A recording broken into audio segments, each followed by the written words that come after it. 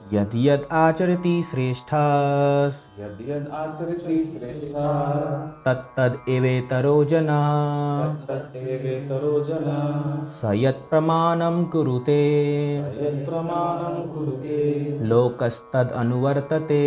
लोकस्तदनुवर्तते।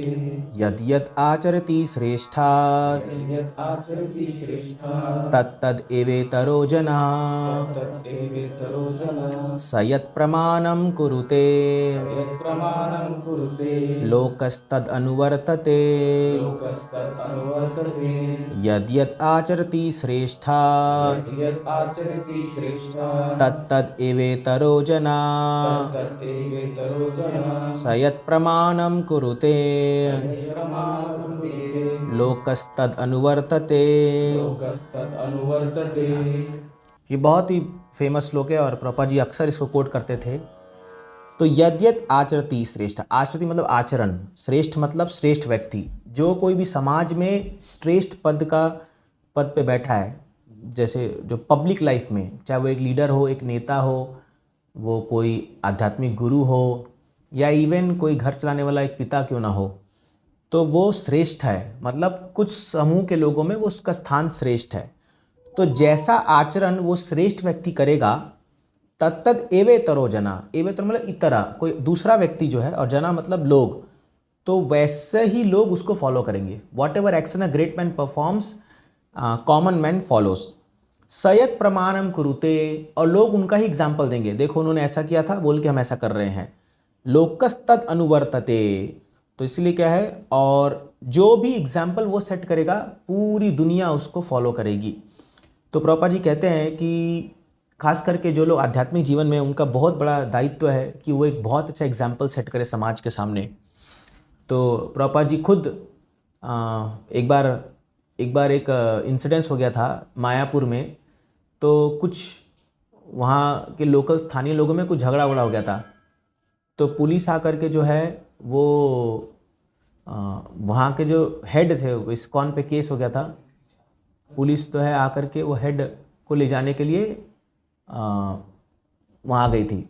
तो समा उधर प्रभुपाद जी उस समय वहाँ नहीं थे मायापुर में, और जो लोकल वहाँ के जो जीबीसीए मेंबर थे वो लोग एक कुछ घंटे के लिए थाने गए और आगे जब प्रभुपाद जी को पता चला ऐसा हुआ है, कि प्रभुपाद जी तो पूरा ट्रैवल कर रहे थे, तो प्रभुपाद जी आंखों में पानी आ गया। उन्होंने कहा कि देखो मेरा जो भी स्थान है, मैंने अपनी ज़िंदगी में कभी कोई ऐसा कार्य नहीं किया है जो मतलब जिस पे ऐसा कोई पुलिस एक्शन हो, या कोई ऐसा जो सामाजिक दृष्टि से भी जो इलीगल हो, ऐसा मैंने कुछ कभी नहीं किया है। तो इसीलिए ऐसा कोई भी कार्य मत करो जिससे हमारे इस्कॉन के नाम पर कोई आँच आए और बोले कि if I would have gone to police station I would have died. Prabhupada लिखते हैं, अगर मैं चल जाता, मान लो अगर मैं वहाँ होता और मुझे ले जाता, तो ये मेरे आत्मसम्मान के लिए इतना मुझे हीन लगता कि मैं अपने शरीर को बचा नहीं पाता। प्रभुपाद जी ने यहाँ तक कह दिया था।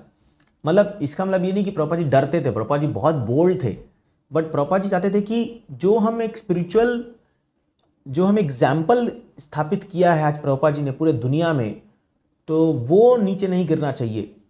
तो इसीलिए हमारा कर्तव्य ये है कि हम कोई ऐसा काम ना करें कि जो दुनिया हमें देख करके जो है वो हम पर घृणा करे या हम पर लांछन उठाए। देखो कैसे कैसे भक्त है ये लोग। हाँ, जैसे एक डिवोटी आया तो मुझे बता रहे थे कि वो जब मंदिर में आए तो एक भक्त दूसरे भक्त पर बहुत जोर से चिल्ला रहे थे, बहुत जोर से।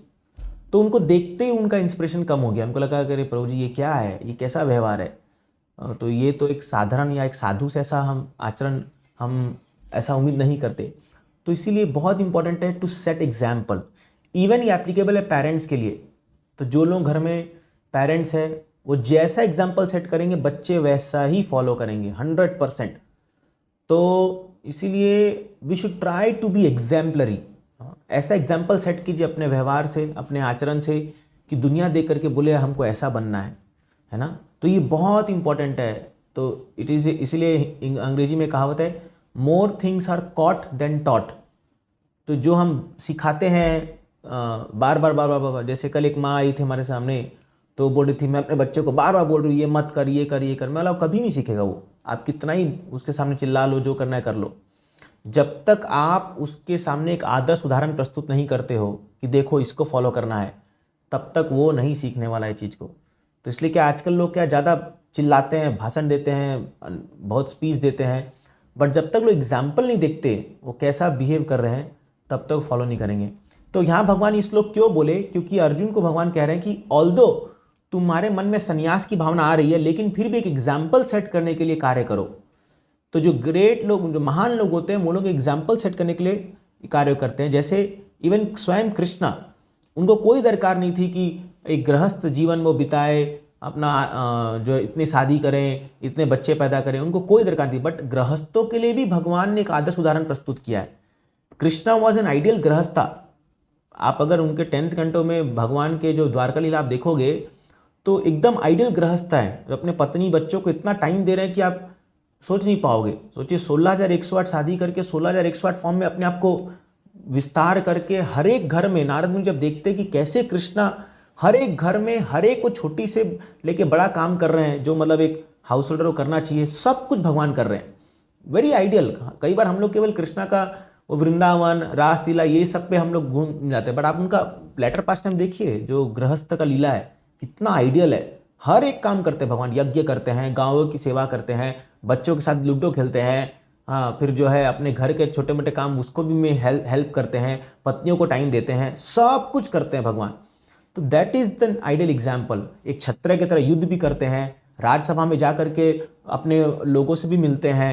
Everything is doing a perfect example of a ideal human being, that is Krishna.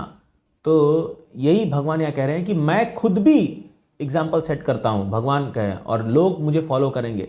तो इसीलिए ये श्लोक बहुत इंपॉर्टेंट है। हमको बार बार याद रखना चाहिए कि हम कहीं ना कहीं हर क्षेत्र में कोई ना कोई लीडर है, चाहे अपने घर में हो, चाहे समाज में हो, चाहे अपने प्रोफेशन में हो, हर कोई कहीं ना कहीं लीडर है। सबको एग्जाम्पल सेट करना है ताकि दूसरे लोग इसको देख करके अच्छा जीवन फॉलो करें।